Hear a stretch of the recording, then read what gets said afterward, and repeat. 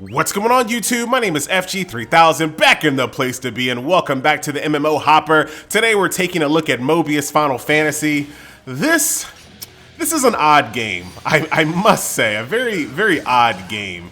When I first booted this game up, it really took a lot for me to continue playing it, because the first hour or two is just very obtuse and obscure. It's not complicated or difficult by any means, but like your first hour, you're just inundated with tutorial after tutorial after tutorial before you really understand what the game is about and what you're doing. And the pacing is just really off. And it takes quite a while for this game to grab you. I stopped playing this game multiple times before it really kind of took hold, but I'm not even sure if I like this game. Like, I can't even tell you if I like this game or not. But I will say I really started to enjoy it, with the Final Fantasy VII event. As you can see, we're fighting Soldier. We're running up the Shinra Tower. So this is kind of cool, but this might just be my nostalgia. Like, I've played every single Final Fantasy multiple times. Let me repeat that. Final Fantasy 1, 2, 3, 4, 5, 6, 7, 8, 9, 10, even 11. Actually, I didn't play 12.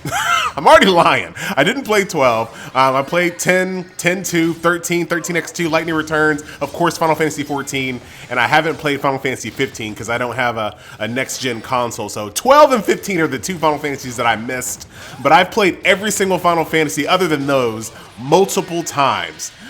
So I'm really big on Final Fantasy, so keep that in mind when I say I semi-like the game because of this Final Fantasy VII event. A lot of that might just be nostalgia talking and just kind of enjoying seeing, like, this is kind of like if they remade Final Fantasy VII like on a PS3, I think. I know they're remaking Final Fantasy VII on the PS4 and maybe Xbox One. I haven't really been paying attention. But this looks like what a remake would have looked like a few years ago, which it's still really cool to me.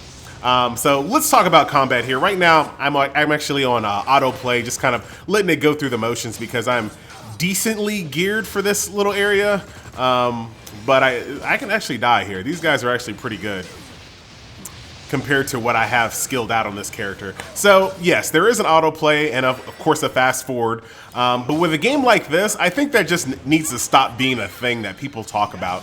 When you talk about a hero collector and saying that it has autoplay like it's a bad thing, autoplay on hero collectors are just the thing, that's just a feature of the games. So I think a lot of reviewers out there for the first time, a lot of these hero collectors are coming out more and more in the mainstream, like Fire Emblem Heroes, this title here. I think there's just a lot of uninformed reviewers out there that mention autoplay like it's something that you even have to mention when it comes to a hero collector. You don't even have to mention that anymore. That's like talking about a clicker and saying, well, the game kind of plays itself. That's a feature of clickers. Like, that's just what clickers are. You know what I mean? So it's just not anything I think you need to even mention anymore. The autoplay is there to help you get through some of the grindier parts and to help you get through stages where you are completely overpowered. Now, this boss battle, I might actually die, but I'm still going to keep it on auto so I can talk about the features here.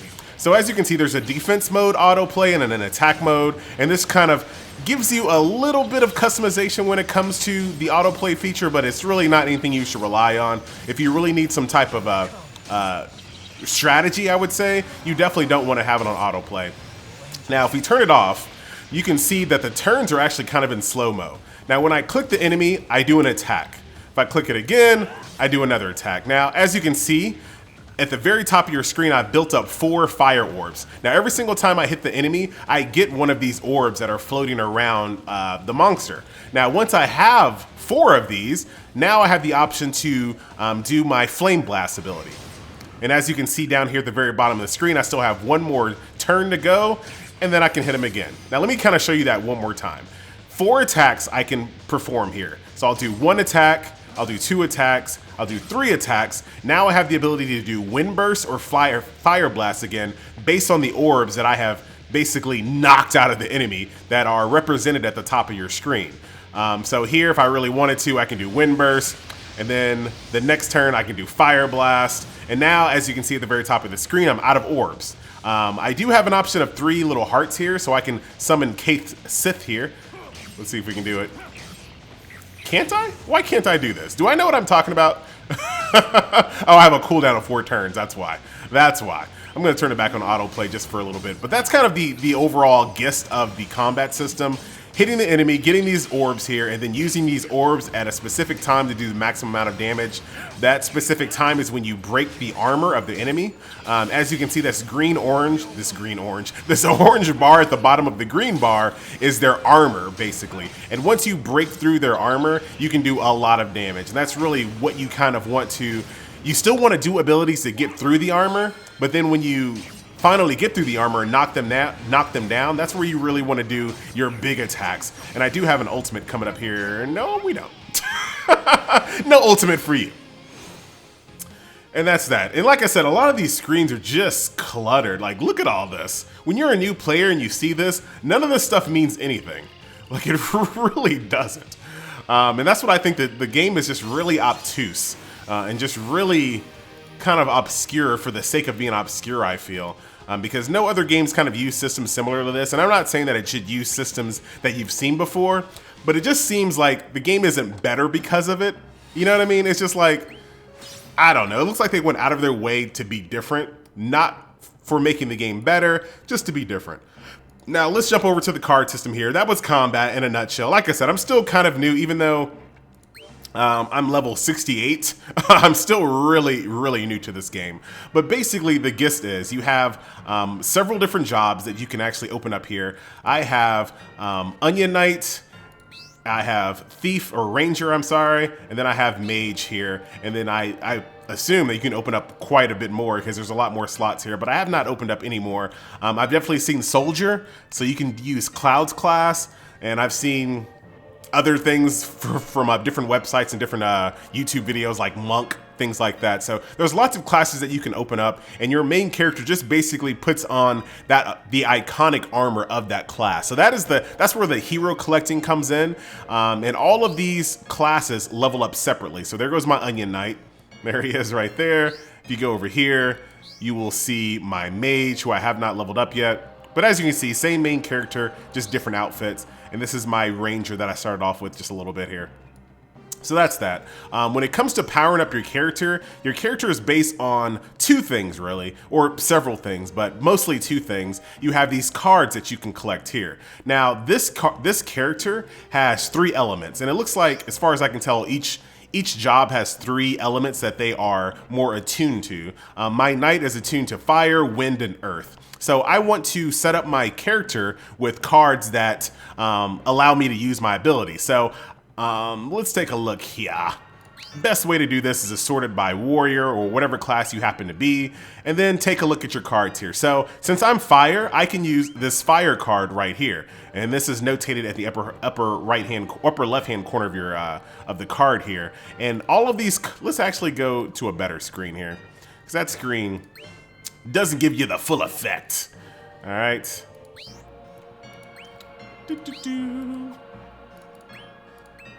Where are all the what did I turn on here? I know someone's looking at this like, FG, come on, man. Like, what am I missing? Oh, okay. Still no? Oh, I'm way down here. Let's scroll up, FG. All the cards are at the top. All right. So my character has the ability to use fire cards. So if I take a look at this card right here, this card is called the Amazon. It has a warrior ability that gives you an area fire attack, and it's targeted mostly on your main target. So if I want more of an AoE ability, what I'll do is I'll slot this card into my character slot, which will allow me to have an AoE fire ability. Also, in addition to that, there are also stats that you get for that, such as attack, break power, and crit chance. Also, there are skill seeds, and like I said, it's just when you first start up the game, you get all of these different like systems thrown at you, and it's really confusing.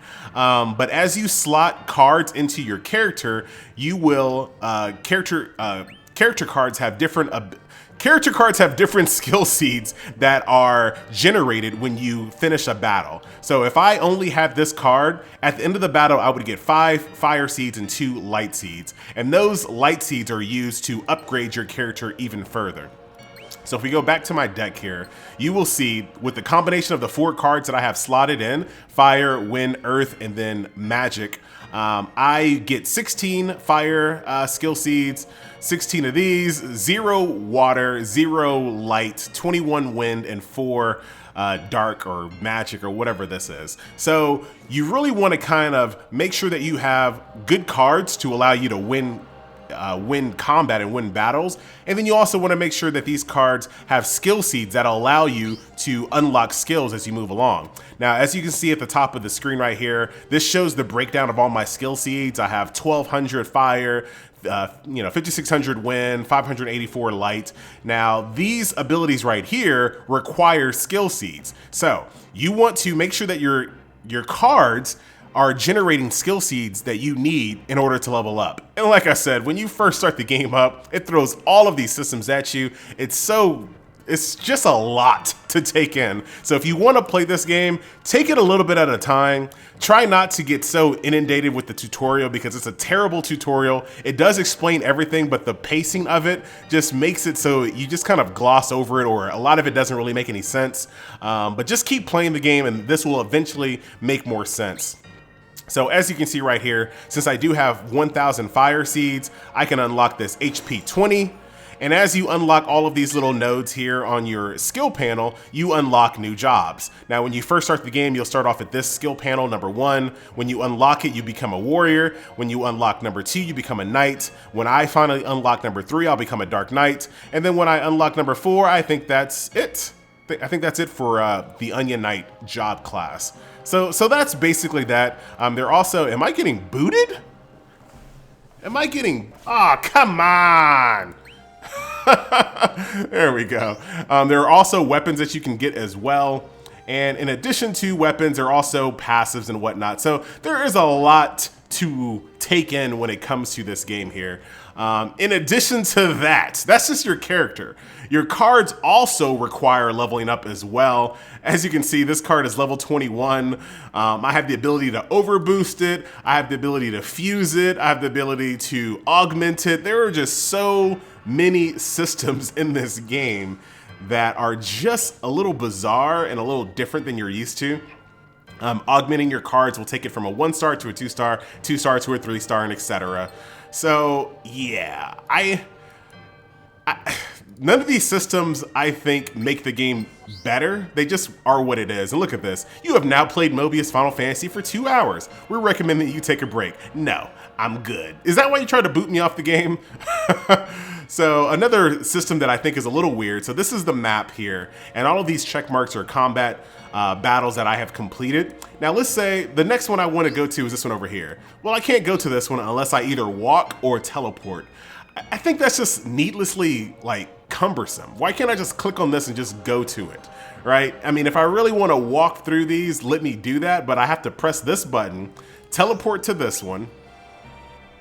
Why can't I just teleport directly to this one? It makes no sense. Teleport to this one right here and then walk to that one. Just seems needlessly complex for the sake of being complex, and it just doesn't really make a lot of sense. So, like I said before earlier in this video, I'm not even really sure if I like this game. I really do enjoy this Final Fantasy VII event just to kind of go around and get a little nostalgia trip, but not sure if I can even recommend it. But at the same time, I'm gonna keep playing it. That's really weird. That's the thing about hero collectors, is that you can just put it on your third screen, and yes, you should have 3 screens. It's 2017, get yourself 3 screens. I don't care if they're 20 inches or 22, try to get 3 screens, because you can have your main screen in front of you, you can have YouTube in your second screen, and you can have some type of hero collector in your third screen, and let me tell you, you feel like you're always getting something done when you're being unproductive. So yeah, so this game is currently just sitting on a random screen when I'm, at home and I'm eating or I'm doing something like that. I enjoy kind of looking at it and upgrading my character, but not really sure if I enjoy the game as it is just yet. I am curious to see other classes, so that's what kind of keeps me going forward. I really want to kind of see Monk and the enhanced Ranger classes. I really want to get Soldier. I really want to be Cloud 2.0, that'd be nice. But like I said, I'm not sure if I'm actually having fun. So keep that in mind. As a person that actually likes hero collectors, and I play quite a bit of them on this channel, Not totally sold on this one at all. I'll check out multiplayer to see if that might change things, but like I said, all in all, I give this game a meh, eh. And if you've never played Final Fantasy, you probably wouldn't like this game at all. So that's really all I have to say about this game. Let's go hunt down Cloud. That's it. Once again, guys, my name is FG3000. This game is on Steam. Give it a try. The really neat thing about this game is that you can play it on your computer, and then your save file will go right with you on your phone as well. So you can play it at home, you can play it in the gym, you can play it on the bus, you can sneak it in class, play it on your work break. So that's a bonus. But just because the game is really accessible doesn't mean the game is any good. And like I said, not good, not bad, just kind of, meh. That's all I got. Let's see this last battle. Let's see if we fight something that looks cool. Other than these soldier grunts. Nope, just another wave of soldier grunts. Anyway, guys, I'm out, and I'll see you next video. Later.